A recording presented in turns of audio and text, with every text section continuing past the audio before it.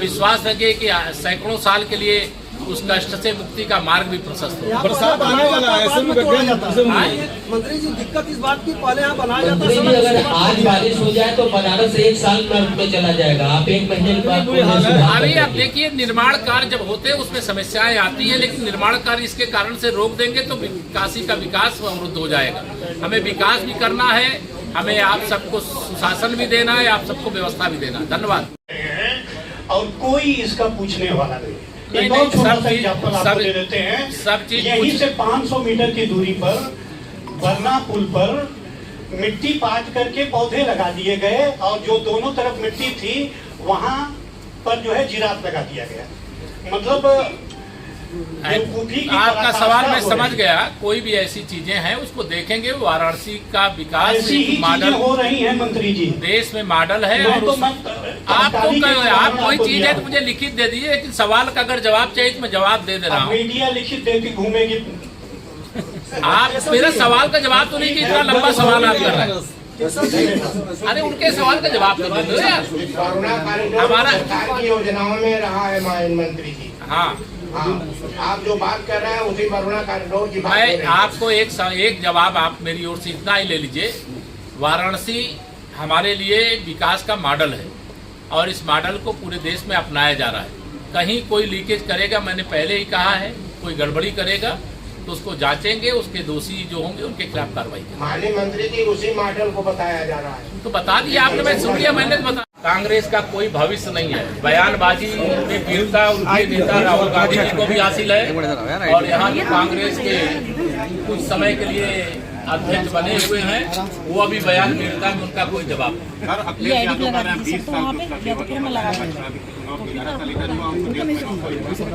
श्री अखिलेश यादव जी की Samajwadi party समाप्तवादी party बनने की ओर अग्रसर है। गुंडों, अपराधियों, माफियाओं, दंगाइयों से हमारा उत्तर प्रदेश मुक्त हुआ है और बड़े बड़े अपराधी या तो यमलोक चले गए हैं या तो जेल चले गए। तो यह हमारी उपलब्धि है और ये अखिलेश यादव जी की बहुत बड़ी परेशानी है।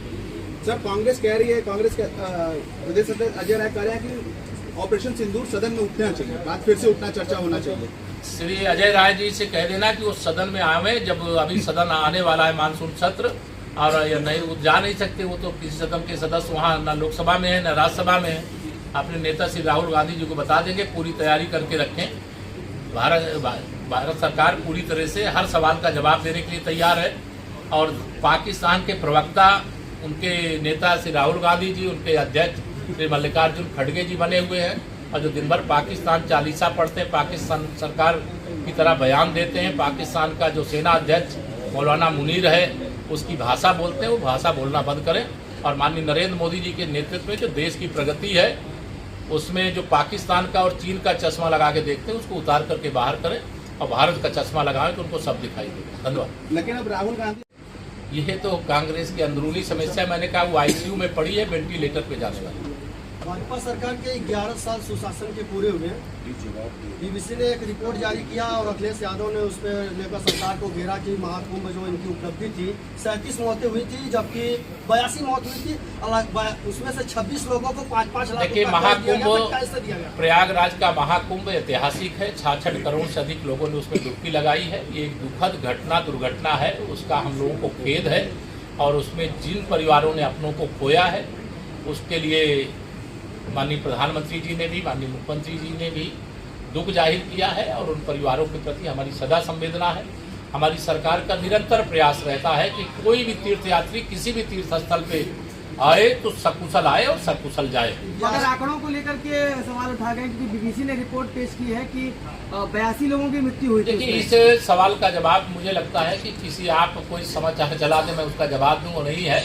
लेकिन कोई भी अगर इस कुंभ की जो दुखद दुर्घटना हुई थी उसमें कोई भी किसी परिवार ने अपने सदस्य को खोया तो उसका हम बहुत पहले भी दुख जाहिर किए, आज भी दुख जाहिर करते उन परिवारों के साथ हमारी संवेदना है, सरकार साथ।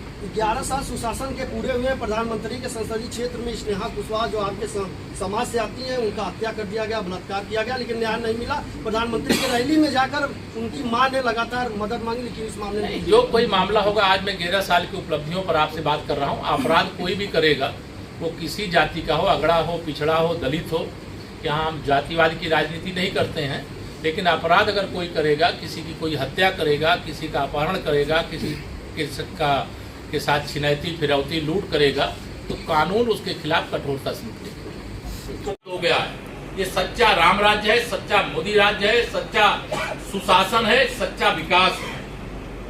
सरकार जितने भी योजनाएं लेकर आ रही है, समावेशी विकास, अर्थात सबका साथ सबका विकास। ये नहीं कि गरीब आदमी गरीब रह जाए, अमीर और अमीर हो जाए।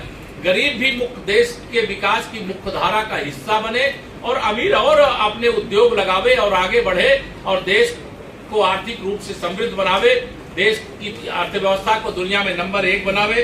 यह हमारी सरकार का संकल्प है। 11 वर्षों में एक हमारी उपलब्धि यह भी है, पहले यह नहीं हो पाएगा, यह नहीं हो सकता, इस प्रकार की जो बातें, निराशा से भरा हुआ भारत था, आज वो निराशा से बाहर आकर के यह विश्वास से कह सकता है कि आज सब कुछ हो सकता है। क्यों हो सकता है?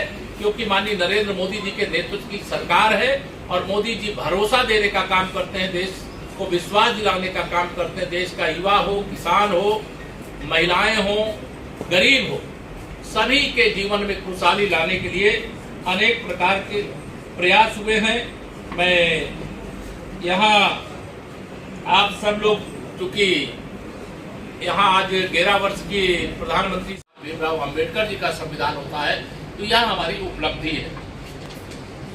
मैं भ्रष्टाचार, यह भारत के अंदर आप सब अवगत हैं कि 2014 से पहले भ्रष्टाचार मतलब एक जैसे शिष्टाचार बन गया था। घोटाले की रोज खबर सुनाई देती थी, लेकिन माननीय प्रधानमंत्री जी ने जीरो टॉलरेंस की जो नीति अपनाई, उसका परिणाम यह है कि आज भ्रष्टाचार मुक्त भारत कहने का साहस हर देशवासी के अंदर है।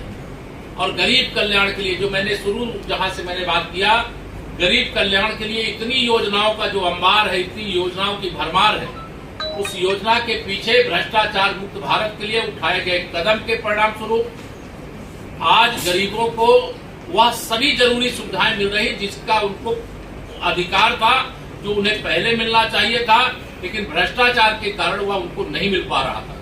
योजनाएं बनती थी, दिल्ली से 1 रुपया भेजते थे, तो जिनके पास पहुंचना है वो पहुंचते पहुंचते 15 पैसा पहुंचता था और 85 पैसा बीच में, विशेष तौर से मैं कहूं कि कांग्रेस के भ्रष्टाचारी या खा जाया करते थे। लेकिन आज डीबीटी के माध्यम से जो बेनिफिशियरी है उसके खाते में सीधा, ये डिजिटल क्रांति है, तकनीकी का हम हर क्षेत्र में उपयोग कर रहे हैं। भारत के गांव हो या शहर हो, आज वो विकास की मुख्य धारा का हिस्सा बन गए हैं। मुझे ये कहते हुए गर्व है कि माननीय प्रधानमंत्री श्री नरेंद्र मोदी जी के नेतृत्व में हिंदुस्तान के 775 जनपद, 543 लोकसभा क्षेत्र और 4000 से अधिक विधानसभा क्षेत्रों में बिना भेदभाव के सबका साथ, सबका विकास, सबका विश्वास, सबका प्रयास, यह स्पष्ट दिखाई दे रहा है। मैं वाराणसी में हूं, केवल वाराणसी की बात अगर मैं करूं तो वाराणसी 2014 से पहले का वाराणसी, 2014 के बाद 2025 का वाराणसी। आंख से अगर कोई अंधा भी होगा तो उसको भी दिखाई पड़ेगा कि बनारस बदल गया है, उत्तर प्रदेश बदल गया है, देश बदल रहा है। अगर कहीं बदला नहीं है तो जहां डबल इंजन की भाजपा की सरकार नहीं है, एनडीए की सरकार नहीं है, अभी भी वहां भ्रष्टाचार चरम पर है। लेकिन उनको यह मालूम होना चाहिए कि देश के प्रधानमंत्री जी ने कहा है, न खाऊंगा न खाने दूंगा, जो खाया है पहले उसको भी और जो अभी खा रहा है उसको भी पाई पाई वसूल करके देश की भलाई में, गरीब की भलाई में लगाने का काम करूंगा। तो आज देश इस दिशा में आगे बढ़ रहा है।